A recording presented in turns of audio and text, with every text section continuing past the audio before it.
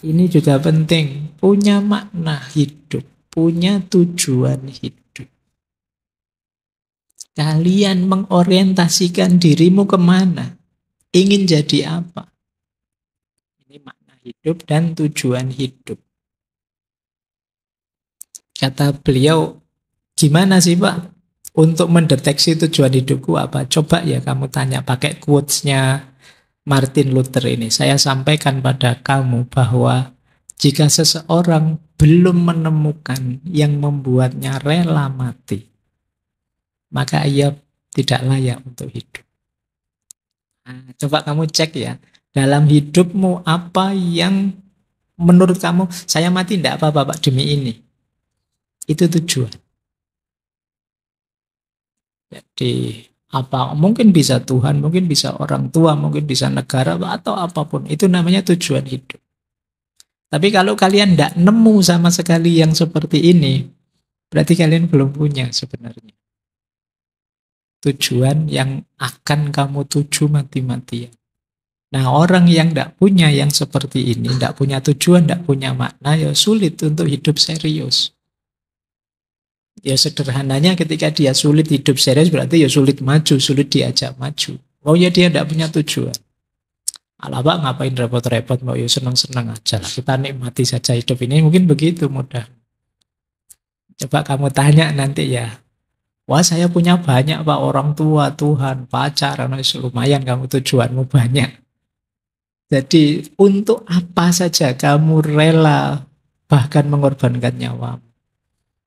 Kamu rela berkorban. Nah, itu nanti jadi tujuanmu. Itu biasanya berhubungan dengan pemaknaan-pemaknaan hidup. Kenapa sih kok orang tua? Iya Pak, karena orang tua bagi saya adalah bla bla bla bla.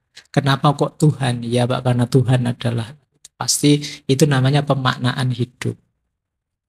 Jadi ayo punya makna, punya tujuan dalam hidup ini. Kalau tidak, hidupmu akan hampa. Hari ini banyak anak-anak muda, saya membaca di beberapa artikel itu yang mengalami krisis identitas, merasa hidupnya hampa. Biasanya hidup yang hampa itu karena dia tidak punya tujuan lagi. Mau apa terusan? Maka jangan kaget, kadang-kadang kan banyak cerita-cerita seperti ada artis di Korea yang sebenarnya cantik, ganteng, kaya raya, terkenal, dipuja banyak orang, malah bunuh diri. Kok tidak eman-eman ya? Saya saja yang jelek, miskin, tidak lulus-lulus itu. Masih bisa ketawa-ketawa, ngopi, ngafe, kok dia malah bunuh diri. Nyari apa dia? Biasanya ketika dia hampa makna, hampa tujuan. Dia tidak bisa jawab, hidup ini mau apa lagi, untuk apa. Kalian mungkin, wah saya ingin punya uang banyak Pak. Dia uangnya sudah banyak. Saya ingin terkenal, dia tiap hari viral. Saya ingin jadi, terus dia terus merasa hamba. Semuanya saya sudah dapat, oh, hanya cuma ini ya. Nah itu kegelisahan-kegelisahan.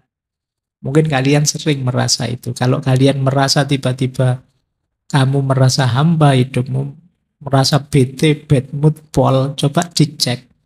Dalam hidupku hari ini, untuk apa dan untuk siapa sih aku rela berkorban? Nah, mungkin, wah, aku boleh hancur, tapi jangan sampai orang tuaku kecewa. Nah, itu berarti ada tujuan, kamu. Aku boleh gagal, tapi semoga pacarku tidak. Karena dia harus bahagia, misalnya. Ya, paling tidak kamu punya sendenan, punya gantungan. Apalagi untuk Tuhan, untuk agama, untuk bangsa, ya monggo saja. Tapi penting kalian punya tujuan hidup, punya makna hidup. Martin Luther King ini betapa istiqomahnya memperjuangkan hak-hak masyarakat sipil karena beliau sadar benar itulah panggilan hidupnya. Pemaknaan dan tujuan hidupnya ke arah sana. Maka kata beliau selanjutnya menarik. Tujuan ya tidak harus tinggi. Kata beliau, jadilah semak jika tidak bisa menjadi pohon.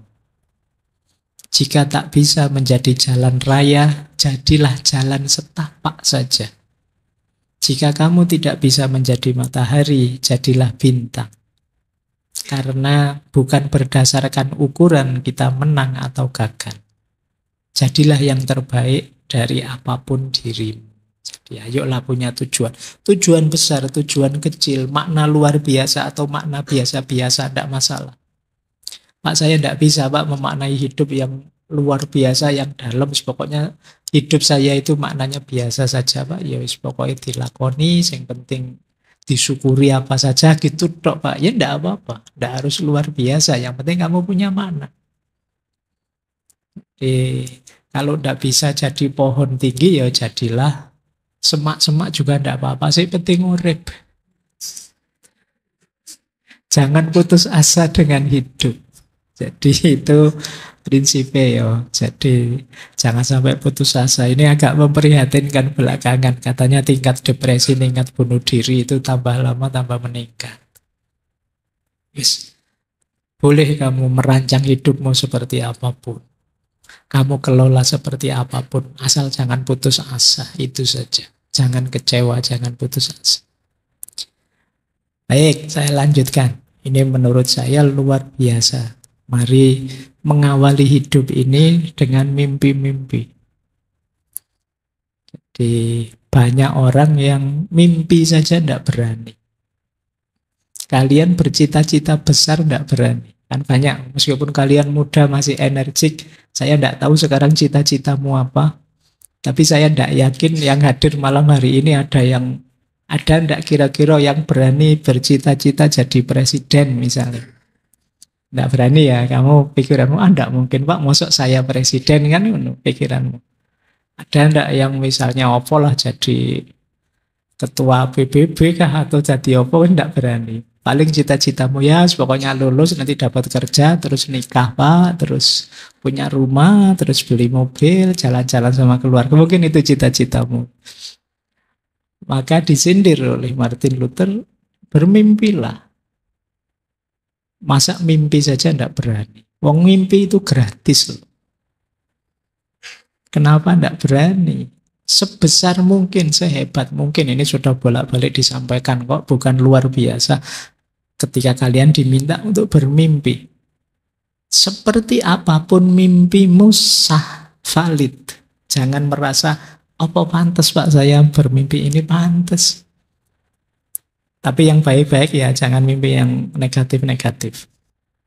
Nanti disuruh mimpi besar kamu, saya ingin jadi ketua gangster atau ketua gitu. Jadi yang baik-baik ya, mimpi yang apik-apik. Jadi kata beliau, mari belajar bermimpi besar.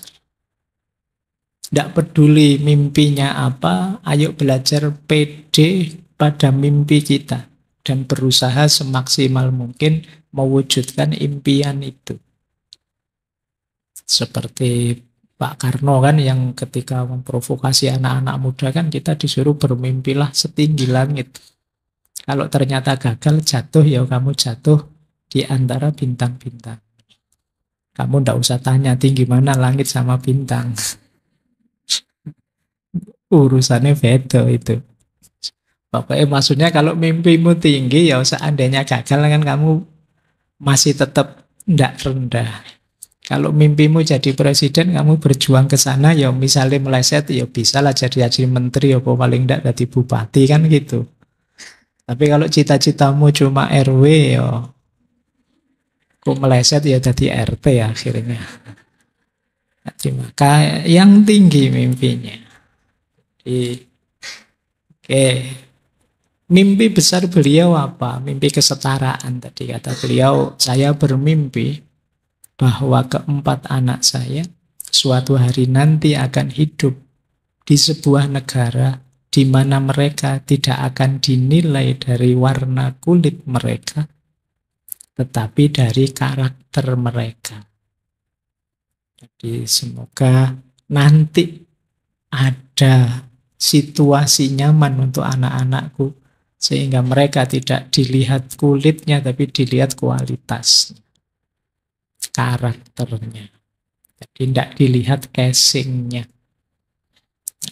Ya mungkin hari ini mimpi itu kita sebut sebagian besar terwujud.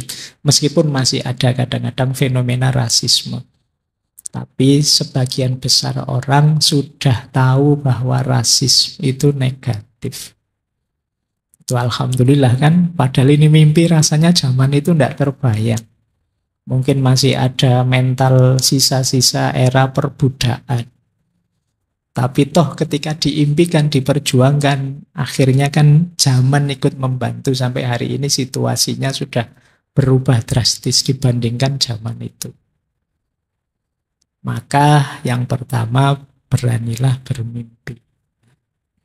Nah, ini juga menurut saya penting. Tuntunan dari beliau, hidup ini memang mungkin banyak hal yang tidak kita mengerti, tidak bisa kita jangkau, tidak kita kuasai semua. Tapi ayo percayalah dan beranilah. Kata beliau menarik, faith is taking the first step even when you can't see the whole staircase. Percaya itu berarti kamu berani melangkah meskipun kamu belum melihat keseluruhan anak tangganya. Itu namanya percaya. Hidup ini sangat kompleks, sangat luas, sangat dalam. Mungkin kita tidak ngerti detail kecil-kecil satu-satu. Kalau kita nunggu ngerti semuanya sampai detail, mungkin kita tidak jalan-jalan. Ayo percaya saja, terus jalan. Meskipun kita tidak tahu anak tangga ini ujungnya kemana. Kita percaya bahwa kalau melakukan kebaikan, nanti buahnya mesti baik. Kita percaya, terus ayo jalan. Itu saja sudah.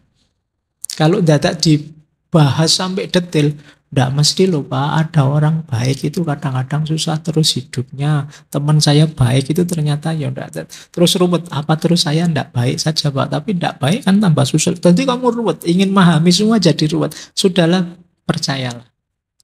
Terus berani memulai jalan. Kalau ingin kamu jangkau semua, kamu kontrol semua, enggak bisa. Hidup ini sangat kompleks. Mau nikah saja mikir itu, mikir saya apa nanti bisa ya Pak membahagiakan. Kemudian kira-kira kalau punya anak apa ngatasi ya Pak, saya itu anak enggak telatenan Pak, saya mikirnya panjang. Kalau pagi terus saya terus janjinya kan itu, enggak nikah-nikah. Kan ada orang enggak nikah-nikah pertimbangannya ketahuan. Jadi makanya ada mitos itu biasanya kalau umurnya tambah, pinternya tambah itu nikahnya lama.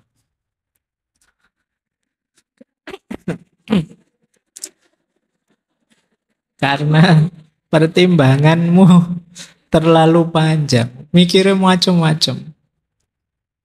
Jadi ayolah ya. Kadang-kadang hidup ini perlu ditekati kalau kata orang Jawa. Percayalah jalan. Ya kalau dibahas sampai detail segala kemungkinan bisa terjadi. Apa wis? Ndak wong sekedar ngaji gini saja kan. Nanti kalau hujan gimana ya? Nanti kalau pulang kemalaman gimana ya?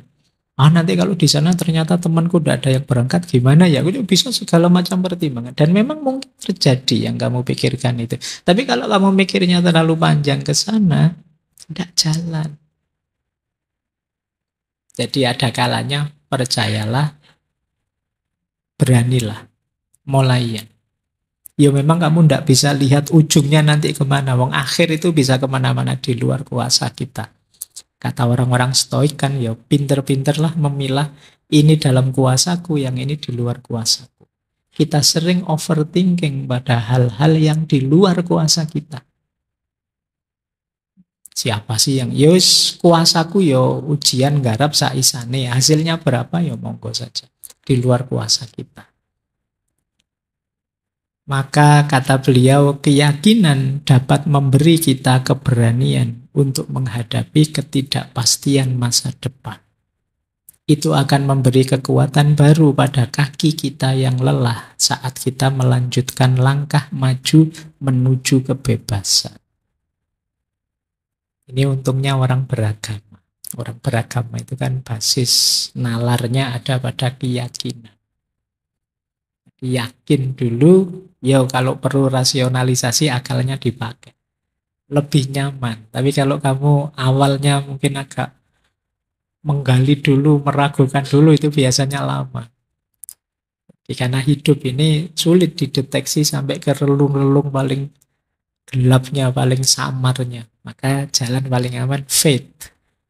Percaya dulu, lebih enak. Kata beliau gitu.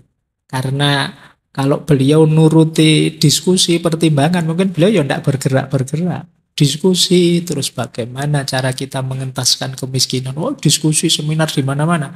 Ini ya sing miskin tetap miskin. Isinya seminar terus. Ya kan, caranya begini loh, caranya gini. Oh, itu kokean coro, kokean diskusi. Ya memang mungkin cara ini ada lemahnya, cara itu ada kurangnya. Tapi ya memang harus dipilih salah satu dan siap ditanggung segala resikonya jalan. Jadi itu prinsip yang keempat yang menurut saya kita harus mulai.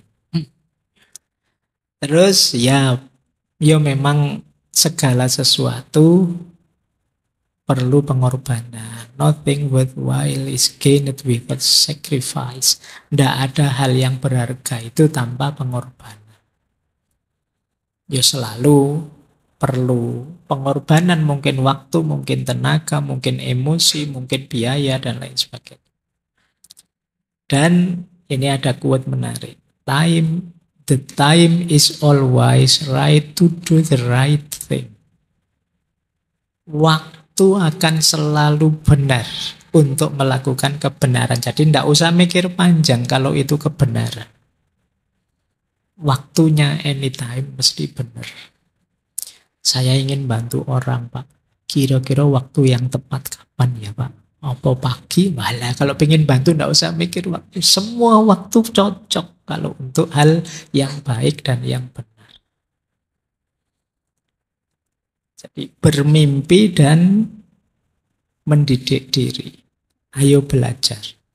Belajar yang bagaimana? Ini saya ambil dari beberapa quotes. Fungsi pendidikan, kata beliau, mengajarkan orang untuk berpikir secara intensif dan berpikir kritis. Tujuannya apa? Cerdas plus karakter.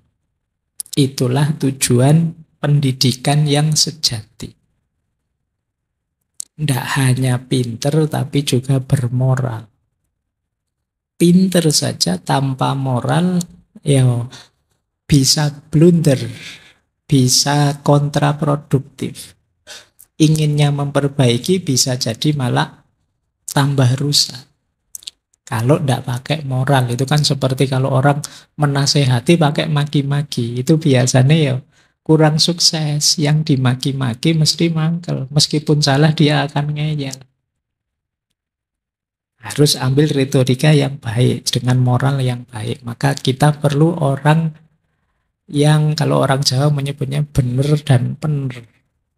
Secara ilmu, secara kecerdasan dia hebat, secara moral dia mulia, utama. Kalau dalam bahasa Yunani kan orang menyampaikan sesuatu itu perlu logos, perlu etos, perlu pathos. Jadi logos, etos, pathos. Ini tiga-tiganya penting. Tidak cuma logosnya, tidak cuma berhubungan dengan kapasitas kemampuan kritis, tapi juga etos. Kapasitas diri, moralitas, dan juga pathos, rasa. Nah, ini nasihat dari beliau. Jadi ayo membentuk diri. Saya tidak tahu di sekolah kalian, di kampus kalian itu sisi karakter ini tergarap atau tidak. Kalau tidak terlalu tergarap, ya kalian sendiri bentuk dirimu dari sisi moral. Latihan, melatih tiga aspek ini. Logos, etos, dan pathos. Ini kapan-kapan kita belajar ini. Ini teorinya Aristoteles bagian retorika. Yang kedua, pendidikan yang utuh itu tidak hanya membuat seseorang punya daya konsentrasi, tapi juga tahu hal berharga untuk objek konsentrasi. Jadi, Iya, pendidikan yang bagus itu melatih orang pinter bisa berpikir, menganalisis, fokus. Tapi tidak hanya itu. Kalau bisa ya sekalian dia tahu dan sadar fokus yang baik, berpikir yang baik itu tentang apa. Apa yang harus dipikirkan, ini juga penting. Ya memang kita perlu metodologi berpikir, tapi metode ini kita gunakan untuk apa ya kita harus tahu. Jangan metodenya luar biasa tinggi tapi dipakai untuk menggarap hal-hal yang sepele, hal-hal yang remeh. Misalnya kalian belajar logika, belajar logical fallacy, belajar. Kenapa kamu belajar logical fallacy? Biar saya kalau debat sama pacar saya menang, Pak, misalnya. Tinggu apa? Ilmu dhuwur-dhuwur mau pakai cuma gegeran sama pacar. Cari objek yang lebih berguna, lebih manfaat, lebih maslahat. Ilmu tinggi-tinggi dipakai untuk yang tinggi juga, yang mulia juga. Itu namanya objek konsentrasinya.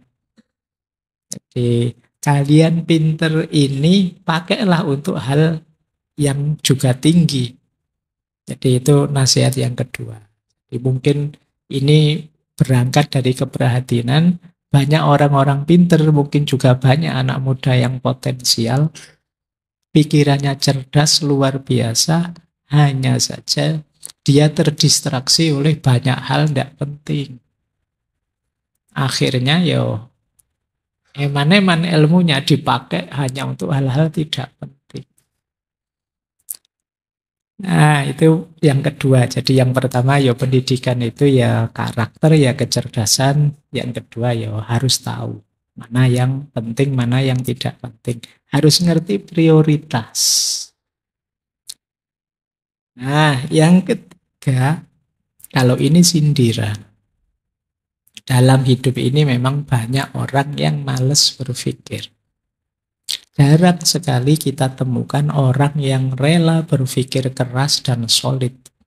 Yang ada adalah pencarian untuk mendapatkan jawaban mudah dan solusi setengah matang. Tidak ada yang lebih menyakitkan bagi sebagian orang selain harus berpikir. Jadi banyak orang kalau mikir males. Terus gini saja contohnya kalian ya. Misalnya kalian beli latihan soal-soal ujian apa lah CPNS apa ujian akhir. Kamu nyari buku yang isinya soal saja apa yang sekaligus ada kunci jawabannya? Ya, ya kan? Kamu mesti milih sing ono kunci jawabannya kan? Kenapa? Males mikir. Kalau saya sering ngasih petunjuk kalian, di buku ada loh ya, coba dibaca sendiri, apa kamu baca itu? Kan enggak, mesti nunggu saya jelasin kan.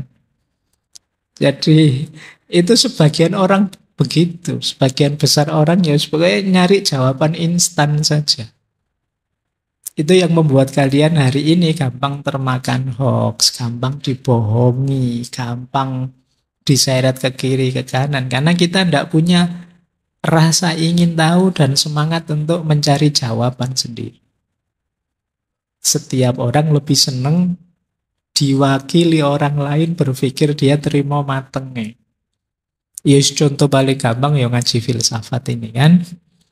Kalian daripada capek-capek membaca buku tentang Martin Luther King, ngapain ini dengerin Pak Isis kira-kira ngono lah isinya. Ini sebagian besar kan begitu akhirnya. Nah, maka kayak katanya dulu kita belajar seorang psikolog filosof itu kan Carl Gustav Jung ketika dia bilang memang berpikir itu menyakitkan, sulit. Orang kemudian lebih suka menghakimi, ngejudge. Baik, prinsip kedua. Jadi ini nggak boleh ditinggal, belajar. Bermimpi ya, tapi harus belajar. Kalau kalian tidak belajar, tidak akan jadi apa-apa. Mungkin kita perlu proses untuk sampai pada tujuan tadi.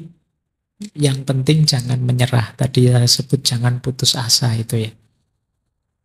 Ya memang segala sesuatu tidak bisa instan. Selalu kita perlu proses. Bagi yang menggunakan logik instan, siap-siap kecewa. Ikuti prosesnya. Tahan ujian godaannya. Kata beliau, jika kamu tidak bisa terbang, maka larilah. Jika kamu tidak bisa berlari, maka berjalanlah. Jika kamu tidak bisa berjalan, maka merangkaklah. Apapun yang kamu lakukan, boleh. Asal kamu terus maju. Jangan berhenti. Kalau kamu sudah punya tekad tadi kan, percaya, berani memulai, jalan terus. Mungkin tenagamu tinggal separuh, ya berjalan separuh tenaga. Mungkin kamu sudah ngos-ngosan, ya pelan-pelan sambil ngos-ngosan. Yang penting jangan putus asa, jangan mandek, maju terus. Kenapa? Ya karena kita sudah matok tujuan. Kita sudah punya makna, punya tujuan. Kalau dalam agama ini saatnya untuk istiqomah. Kayak ngaji ini, kalau kita tidak punya daya istiqomah, mungkin ya wis tak tinggal sejak dulu-dulu. Bosen ngomong kayak gini-gini terus, aku sekali-sekali pengen ganti forum, forumnya anak-anak gini-gini terus misalnya. Ya kan bisa saja begitu. Tapi kan ya ini khasiatnya perjuangan yang perlu istiqomah. Maka prinsip ini penting. Jadi prinsip-prinsip dari Martin Luther ini mungkin menarik untuk membentuk karakter kita ya.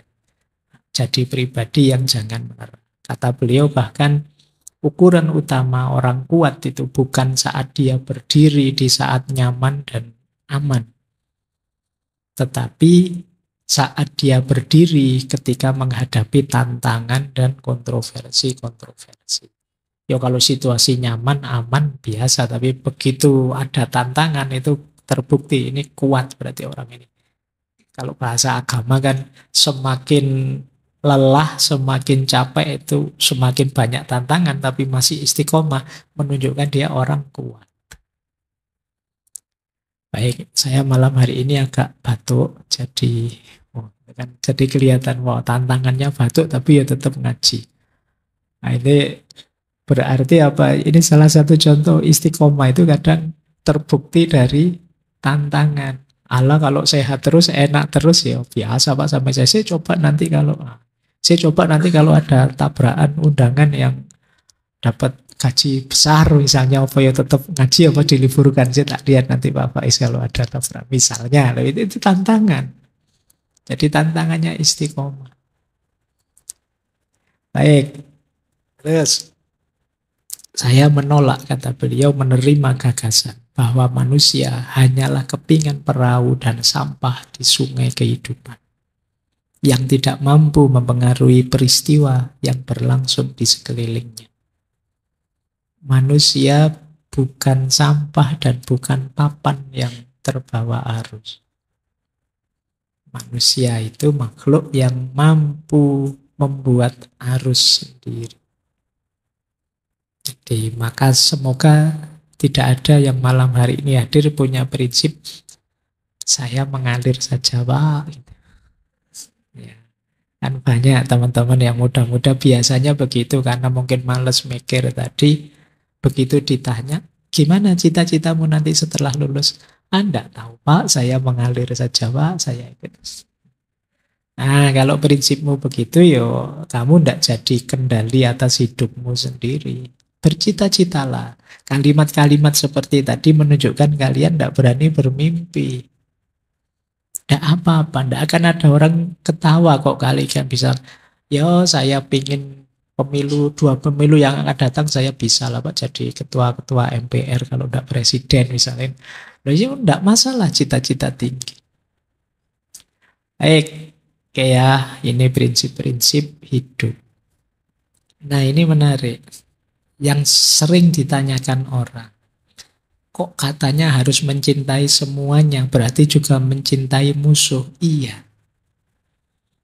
Musuh pun harus kita cintai.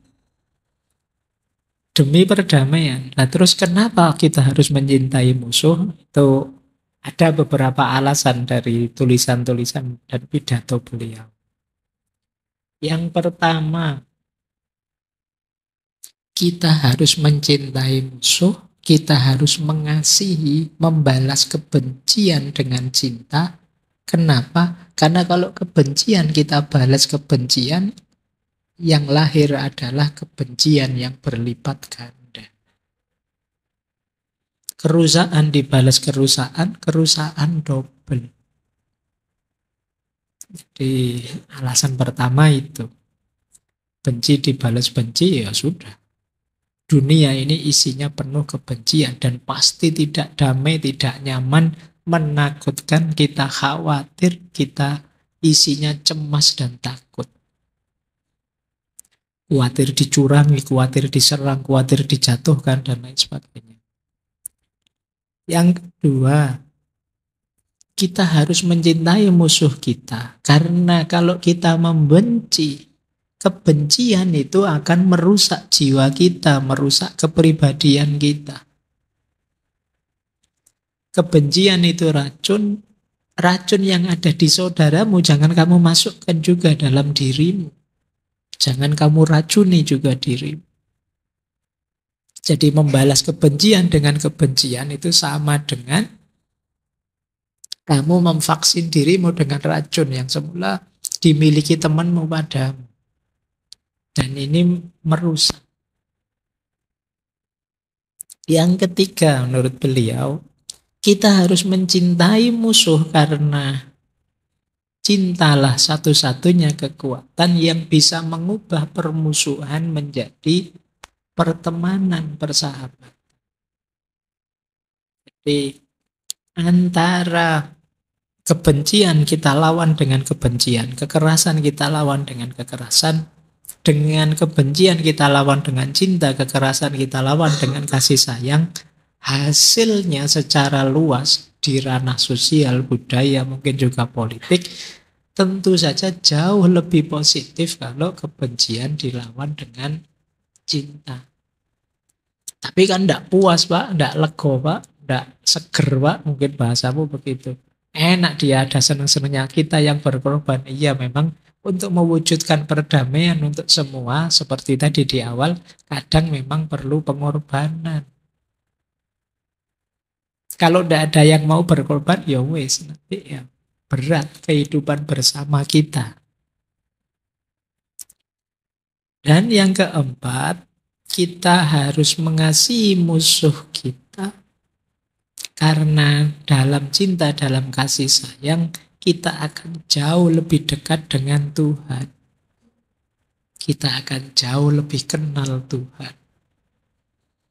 Ini yang kalau teman-teman banyak mengikuti Mahabbatullah akan ketemu jawaban yang terakhir ini.